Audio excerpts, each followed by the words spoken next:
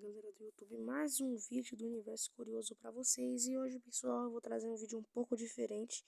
Eu não sei se vocês acompanharam, mas nas últimas semanas eu tava gravando algumas animações de Country Balls muito simples, porque eu ainda tô pegando jeito. Mas hoje eu vou usar esse aplicativo que eu uso para fazer as animações para me explicar um pouco da Revolução Francesa.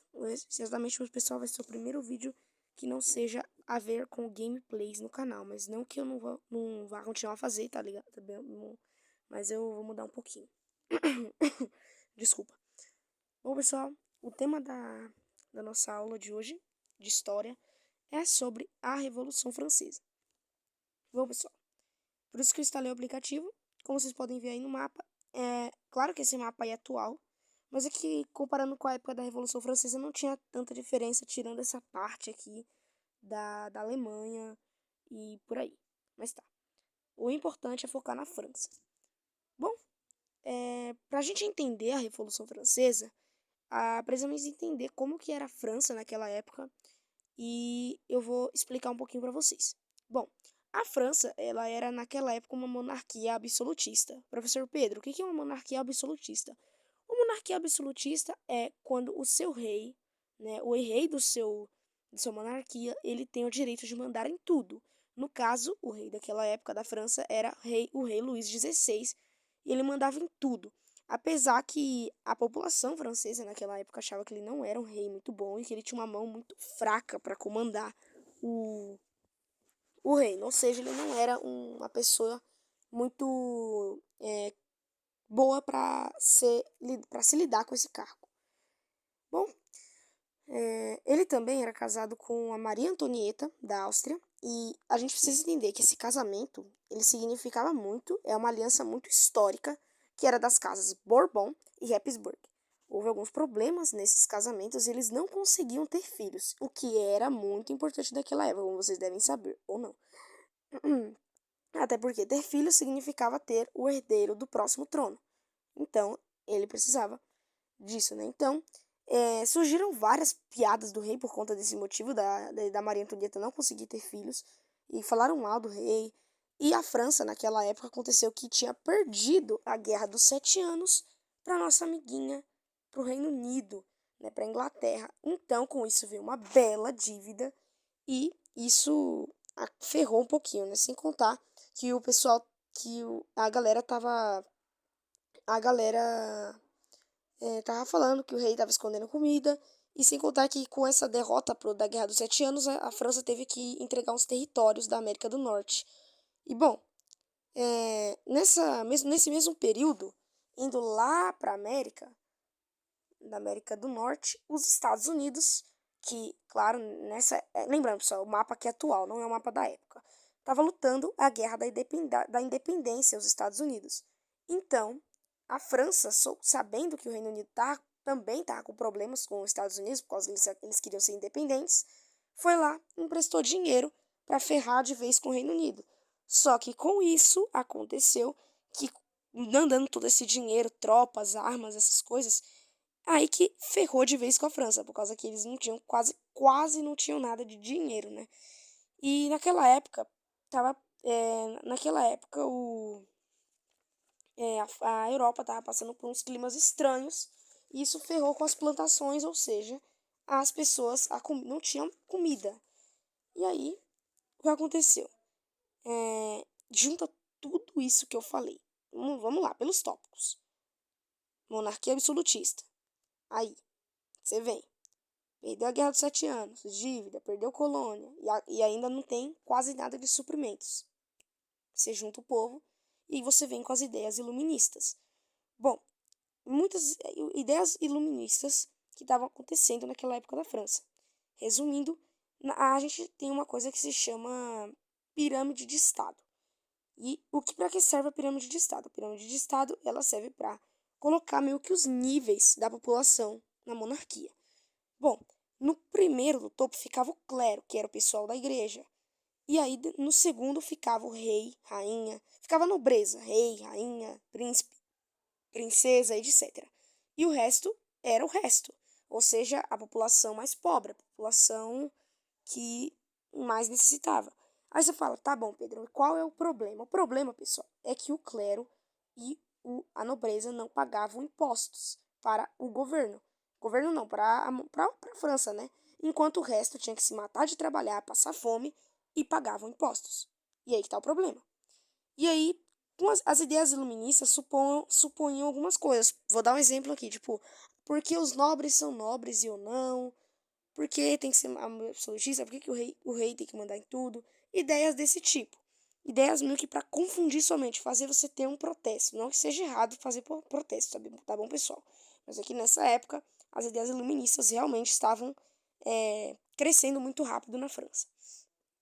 Bom, com isso, é, o rei decidiu fazer uma Assembleia dos Estados Gerais. E isso animou muito o povo, porque a última Assembleia aconteceu há 15 anos atrás. Porém, isso tinha uma questão. Na hora de votar, acontece que um voto de um estado vale.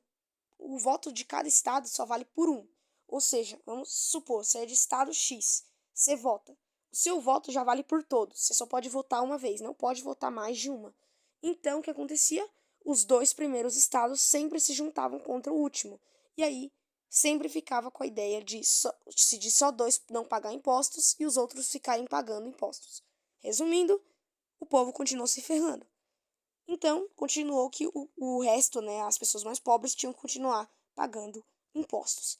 Bom, com isso apareceu um cara que ele vai ser muito importante na Revolução Francesa, que é o Maximiliano Robespierre, que chegou contando umas ideias, pois ele era um dos radicais. Então, o Terceiro Estado fez sua própria Assembleia e ainda apelidou de Assembleia Nacional. E o rei ficou com muito medo e ele ficou também muito pé da vida e mandou fechar todos os lugares que ele reuniu. E aí o povo ficou mais nervoso ainda e se reuniu numa quadra de tênis, aonde aconteceu o juramento do jogo de pela, que eles juraram nunca parar de se reunir. Bom, o rei, ele mandou montar uma guarda em Paris para acalmar a situação e ele também demitiu o ministro dele, que era o Jacques Necker, por causa que ele era muito a favor das ideias. Bom, enquanto a população fez a Guarda Nacional, que ela era formada por civis que tinham um pouco de treinamento. Eles roubaram umas armas, só que eles precisavam de uma coisa muito importante, que era a pólvora. E onde que a pólvora ficava? Na Bastilha. E aconteceu que, em meio disso tudo, eles invadiram a Bastilha, mataram, prenderam, decapitaram os guardas e destruíram ela por completo. O rei ficou doidão e resolveu não fazer nada. E foi aí que, em 1789, surgiu a bandeira tricolor francesa, que é literalmente a bandeira de Paris, só que com uma faixa branca no meio. Ela que significa as seguintes palavras. Elas significam. A bandeira francesa significa é, liberté, égalité e fraternité, que é liberdade, igualdade e fraternidade. É isso que significa. E também era isso que era baseado, né, alguma das ideias iluministas e o que o povo queria transformar a França, né? Bom, e a partir desse momento, o poder estava dividido na França, já que a Assembleia Nacional estava com muita moral. Ou seja, o rei já não era uma figura tão grande como ele era visto no começo. E com isso a gente entra numa coisa chamada imprensa. E uma das imprensas muito importantes na época foi o L'Ami des Peuples, que, traduzindo para o português, é amigo do povo. E ele era escrito pelo Jean Paul Marat, que era um alemão, ele era da Prússia, e ele gostava das ideias revolucionárias, mas ele era meio loucão. Então, né? Mas beleza, pessoal. Antes que vocês pensem, a situação na França ainda estava feia, apesar que o povo estava ganhando um pouco de moral, porque eles ainda estavam passando fome e eles ainda tinham os boatos que que o rei estava escondendo comida. Então, em 5 de outubro de 1799, uma multidão enfurecida foi até o Palácio de Versalhes e exigiram que o rei viesse para Paris para ficar perto do povo. Então, mulheres invadiram o palácio e urgentemente cortaram a cabeça dos guardas e chegavam à família real e pediram para o rei se mudar. E daí o rei era um símbolo na monarquia. foram confiscados, aboliram a escravidão e tiraram títulos de nobreza, como o pedido de divórcio, e o rei foi perdendo cada vez mais seu poder. E dessas ideias evolucionistas que estavam acontecendo, também eles criavam clubes. E dos dois clubes mais famosos tinha os girondinos e os jacobinos. Que os girondinos eles eram da direita e os jacobinos eles eram da esquerda. Em 1790 e em 1791, o rei tentou fugir de Paris disfarçado, porém, chegando até Vernes, ele foi reconhecido e levado de volta para Paris. E essa daí foi a gota d'água para muitos e que o povo considerou o rei traidor. Isso fez o poder dos jacobinos crescer e muitos fizeram votação para tirar o rei do poder e tacaram pedra na guarda real. E aí aconteceu o massacre do Campo de Marte. Em setembro, a Constituição foi feita e a Assembleia Nacional caiu e no lugar da Assembleia Nacional surgiu a Assembleia Legislativa. E a França era uma monarquia agora constitucional. A Áustria e a Prússia ameaçaram interagir ameaçar, né, tipo entrar no meio da revolução, por causa que nesse meio da revolução outros países estavam com muito medo dessa revolução chegar no país deles também. E aí a Áustria e a Prússia ameaçaram. E aí a Prússia, ela tinha um exército muito organizado e aí eles invadiram a França, declararam guerra e como eles tinham um exército muito mais organizado, eles avançaram muito rápido no território francês. E aí deixou a população de Paris paranoica por causa de que eles estavam cada vez mais perto de Paris, né? O que não é nada bom. Bom, é, é, desculpa aí a gaguejada, tá, pessoal? Por causa que é muito difícil fazer esses vídeos, mas continuando. Esqueci agora, lembrei. E aí eles foram avançando cada vez mais, e a população de Paris, que ficou paranoica, acusaram os nobres de ajudar a Áustria, e todos eles foram presos. E em março de 1792, eles invadiram o Palácio das Tulheres e prenderam o rei. A guerra contra a Áustria não estava indo muito bem, e eles avançaram muito e muito. Pessoas se juntaram e fizeram uma chacina, isso ficou marcado como Massacre de Setembro, e muitos parisienses não queriam mais o rei e os jacobinos fizeram a República da França e veio a Convenção. Nesse momento, o rei ele só era mais uma imagem da França. Ou seja, já que a França já era uma república, tecnicamente já não servia para mais nada. Ou seja, ele só era meio que uma imagem. E aí a galera chegou numa conclusão que não existe uma república se tem rei. Ou seja, o que eles decidiram? Matar o rei. Então o rei ele foi julgado e condenado por traição. A sua pena foi na guilhotina e em 1793, às 10h15 da manhã, o rei Luís XVI da França foi guilhotinado em praça pública. Porém, a revolução não acabava aí. Então, com a morte do rei, vários países estavam com medo da revolução chegar em seu país. Com isso, várias pessoas começaram a morrer. Em, um, começaram a morrer. Um, é, um cara que apoiava isso era um Marat, que ele publicava o nome de pessoas para serem executadas. Então, uma jovem Marie Anne Charlotte decidiu dar um fim nisso. Então, olha só, pessoal. Resumindo para quem não entendeu, que eu dei uma gaguejada. Bom, depois da morte do rei, tinha um cara que o nome dele era Marat. Ele publicava o nome de pessoas para morrer. Aí uma menina chamada Marie Anne Charlotte decidiu dar um fim nisso e ele foi na casa dela e matou Marat. Ela acabou sendo presa e também foi executada em praça pública na guilhotina. Isso deixou a população furiosa, pois eles gostavam muito do Marat. Mas, mas sabe que ainda estava viva. A Maria Antonieta, sim, que era a Maria Antonieta, que para quem não lembra, era a esposa do Luís XVI. Então ela também foi julgada e guilhotinada. E seu filho Luís Carlos, que seria o rei Luís XVII, caso o rei Luís XVI não morresse, a França não estivesse passando por tudo isso, ele foi maltratado e morreu. Bom, só sobrou a filha dele, que era Maria Teresa. Isso por causa que surgiu o Comitê de Salvação Pública, né?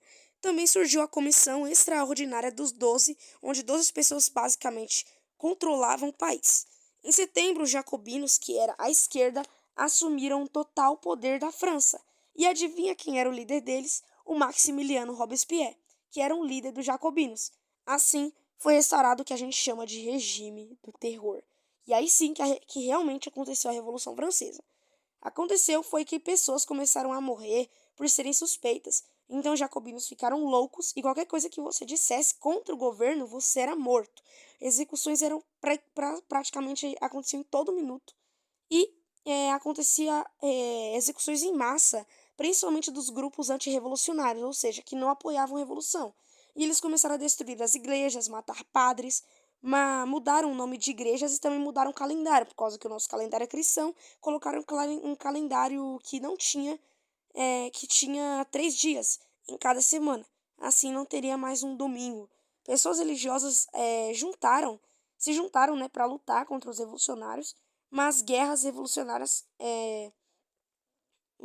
e com isso aconteceu as guerras revolucionárias. Um novo general que estava indo muito bem nessas guerras e a França estava conseguindo manter posição e até atacar seus inimigos, por causa que a guerra da Áustria com a Prússia ainda estava acontecendo.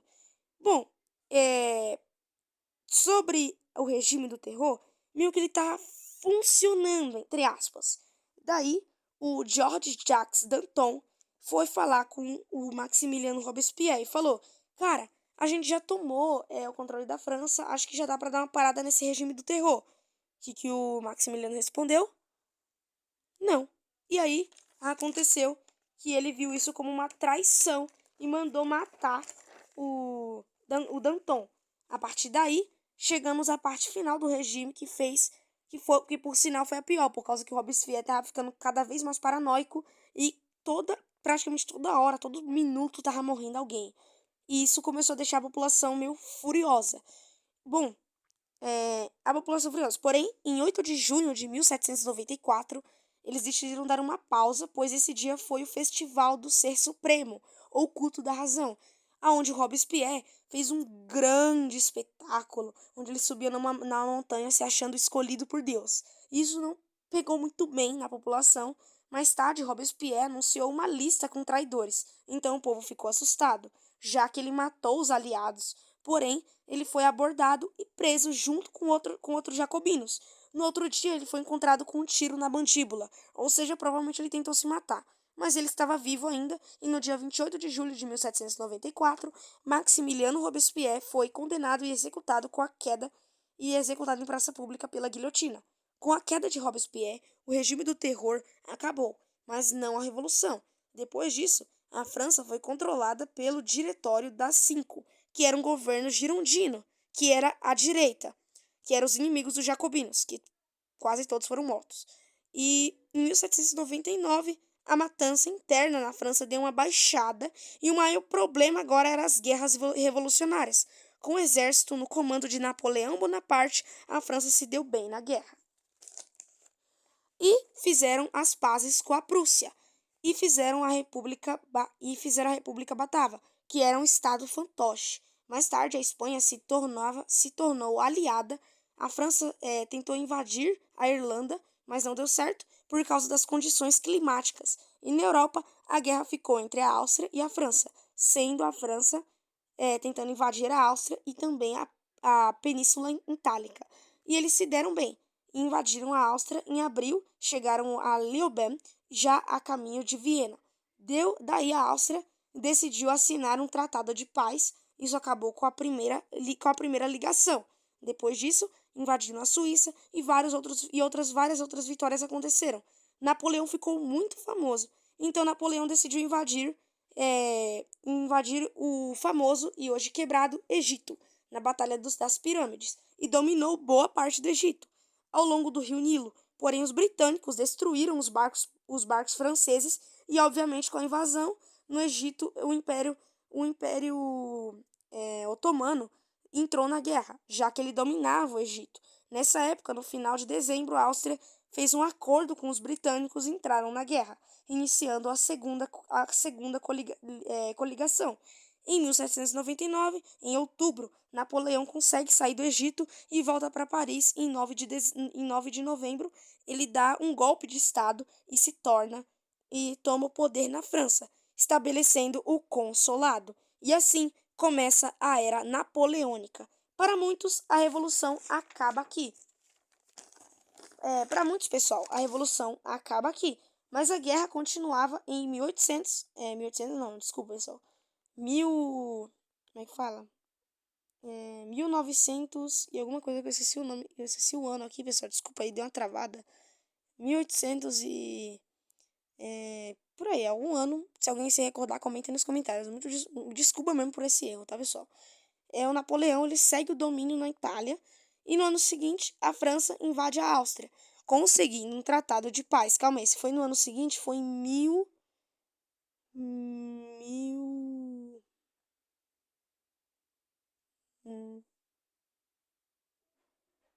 calma aí, esqueci, velho. Alguma coisa assim, mas eu esqueci agora. Bom, a França ela invadiu a Áustria e ela conseguiu um tratado de paz, ou seja, a Áustria novamente se rendeu para a França e depois disso o rei Napoleão, por causa que agora o Napoleão era um rei, a França, né, se tornou meio que se tornou império. Ainda não é império, mas daqui a pouco vai virar, mas isso só nas guerras napoleônicas. Bom, com isso o Napoleão ele invadiu, ele é, depois disso ele meio que é, a Sicília ela sai da guerra e em maio a França invade Portugal, que ficou conhecida como Guerra das Laranjas, conseguindo um tratado de paz com Portugal. A guerra nos mares entre o Reino Unido e a França em março de nossa, não lembro o ano. A França faz tratado de paz com o Reino Unido e finalmente chegamos numa era de paz por uns 14 meses. Assim acaba a Revolução Francesa. Bom, pessoal, se vocês quiserem, eu posso fazer um vídeo sobre as guerras napoleônicas e, claro, fazer outros vídeos de história que vocês quiserem que eu faça. Mas é isso, pessoal. Espero que tenham gostado do vídeo. É isso, é nóis. Falou! Obrigado por assistir até aqui.